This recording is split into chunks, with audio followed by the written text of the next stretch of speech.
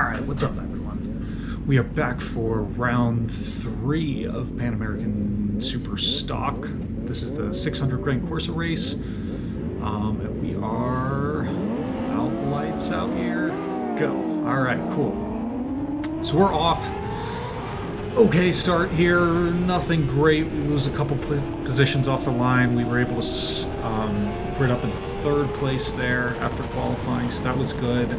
As we can see, got a few more 4 guys in front of us now after the start, but that's okay. We'll hang out here for a little bit. Kind of the first guy out there, he's an expert. He's going to end up taking off in this race, and we're probably not going to see him for the rest of the time. But that's okay. He's an expert, so we're still just battling the amateurs back here. So in terms of where we were at, this is at Talledega Grand Prix over in Munford, Alabama. As you can see, weather was pretty good here. We did have a track day on Friday, and we also had practice and qualifying on Saturday, and then the actual race on Sunday.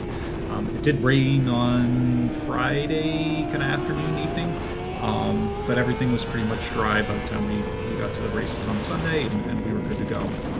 So probably mid-80s here, a little bit humid. This is probably maybe the hottest race of the season so far, but it's only going to crank up from here, so yeah, we'll see how this one does. Track conditions this time around, it was my first time on this track, so I don't really have a lot to compare it to, but it did seem pretty good. We didn't have anything kind of noticeably poor conditions or anything on the track. The track is kind of notorious for being very rough, and it's going to chew through tires very quickly. So if you're running, like I'm running Pirellis, so the soft compounds are going to be like an SC1, SC2 being kind of medium, whereas an SC0 or an SCX, and then hard compounds being SC3. A lot of people end up running SC3s here.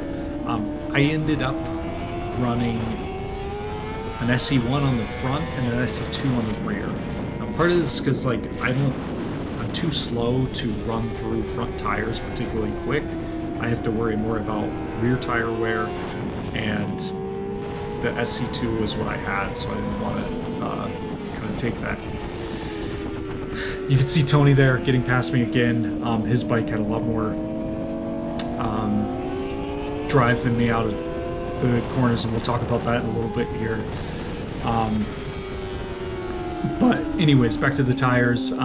Yeah, I mean, really I was running for kind of pressures and everything.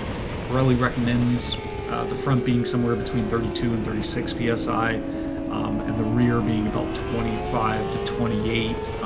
It's also nice they give you a temperature to go with that, so they say 80 degrees Celsius on the warmers, so that's what you know you're shooting for. And that should hold fairly steady on track.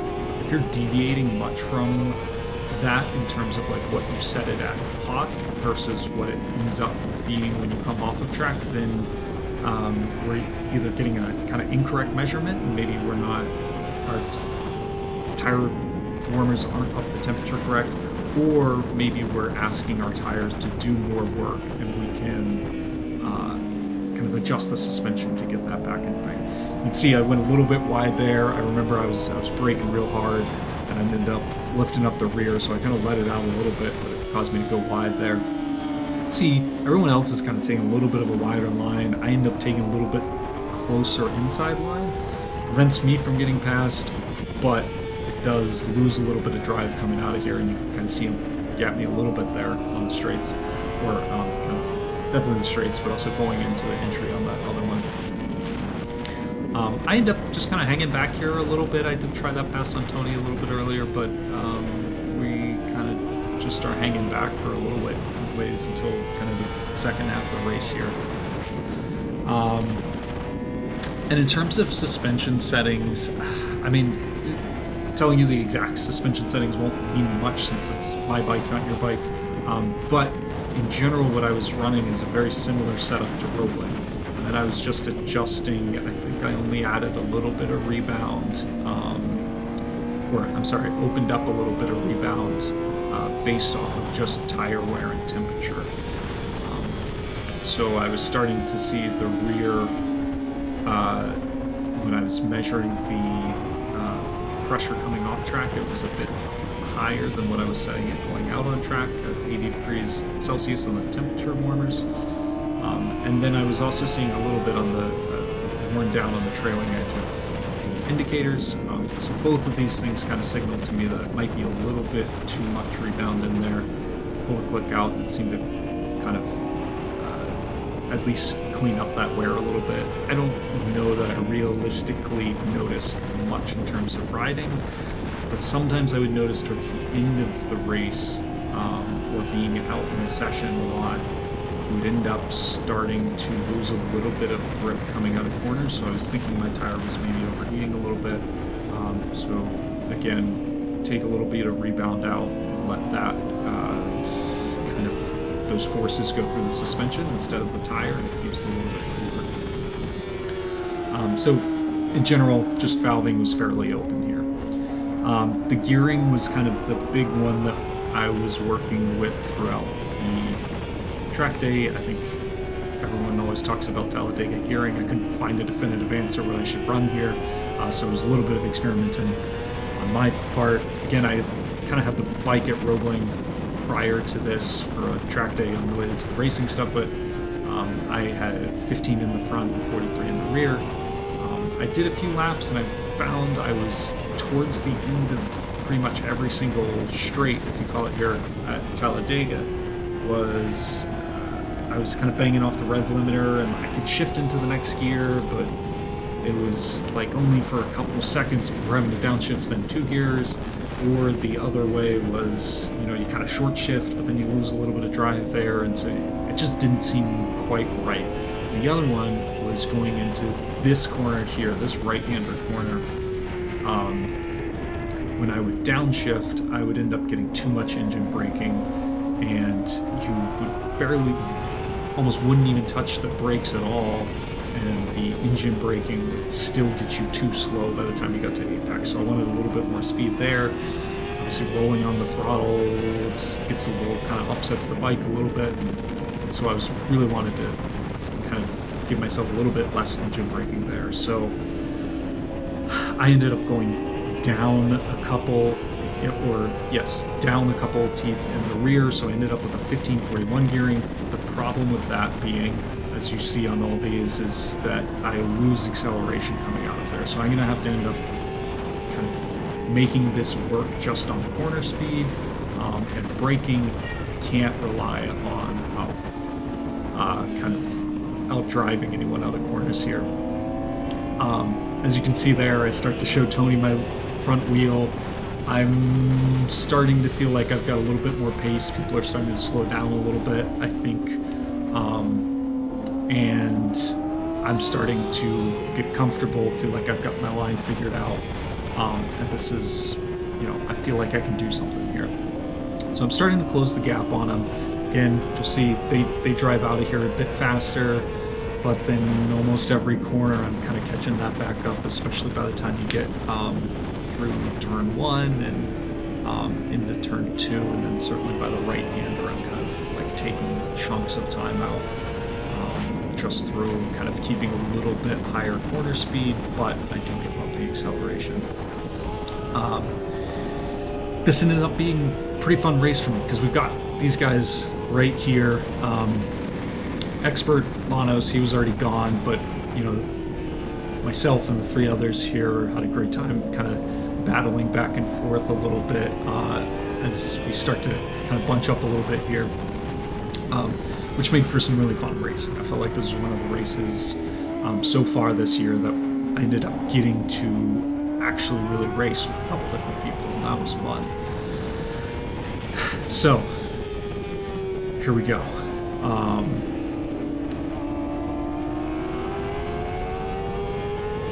All right, let's see if we can actually close the gaps here. I mean, again, the expert Lanos up front, he was running like 101s, and I really had nothing for that. I ended up doing, you know, several 103s. I got down into the 102s a couple times, especially later in the day. Tony ended up getting a lot faster. He was doing almost like consistent 102s. And if you watch the other races, you'll find out I didn't have a whole lot for him there. But in this race, I felt like we were all similar, and I could play with him a little bit. And one of the things is, because of the gearing I chose it almost because of this right-hand corner right here, which then ended up meaning that right-hand corner was almost a strong suit for me in the race. I was having a lot of trouble with it earlier.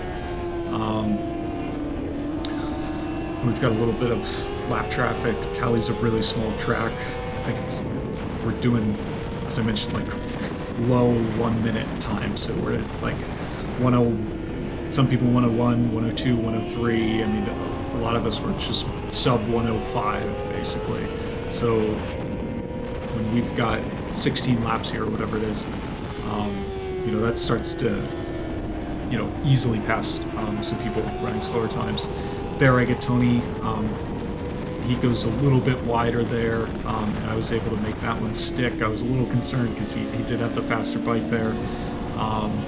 There's Michael Barkley here. He's kind of first in the SuperStock Championship points right now, so I was eager to try to get some points back on him. And again, this right-hander, I took the kind of tighter line there and tried to get on the inside of him, which was working pretty well for me. Of course, here we go.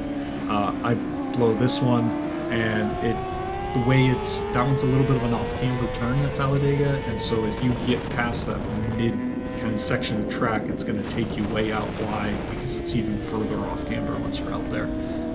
Thankfully, I didn't go too bad. Ended up getting Michael back on the brakes there. Now we got someone else in front of us. We've kind of lost a little bit of time to him just because we're holding everyone up, trying to get past him, making us all slow. So now we gotta hunt him down a little bit and see what we can do here. Again, all three of us here were really in amateur class, so this was fun racing with all of us here. And then we'll see again. He takes a little bit of a wider line, and I take that inside line, and it does get close sometimes there. That one I was pretty far back, and again, you lose some drive coming out of there, taking that tighter line. The guys who take the wider line get to really get the drive out of there. That being said, I felt like that straight wasn't super long, so you're not losing much time by not getting a ton of drive out of that one. If you don't get drive out of like this turn here or the previous one, or even this kind of turn one going onto that kind of first straight there, you would end up losing a lot of time. But that little like small straight right after the right-hander, I felt like you want to get drive obviously, but it's probably not the most speed you're going to lose there. I try to come on the inside here, see if we can make this stick, and it does. And I also find I'm pretty close to Kevin here again. I end up going a little bit wide as well, and Michael tries the same pass on me that I just did on him. Works out for him, and I slow down enough that Tony's right back there. You almost hear so many bikes you can't really tell who's where almost. So I was surprised to see Tony back right there again. I close up a little bit of time on the brakes, but not much really. And then, he gets some better drive out of there.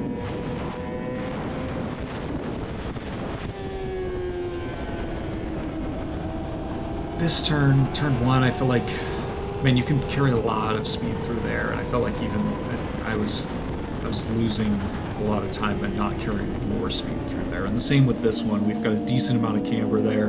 Michael goes a little bit wide there, and I'm going to try to take advantage of it. But Kevin's still up here. I'm going to try this turn again. We'll see.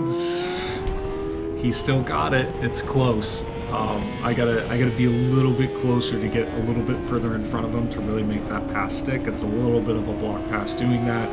He's gonna take that line, and our paths are gonna intersect, and you're kind of You don't want to make that pass when he doesn't know you're making the pass, because then we're going to run into each other, right? But if you can do it when he sees it, he's going to end up having to stand that bike up, and you're going to try to drive out of there and hopefully retain enough speed getting out of there to make that pass stick.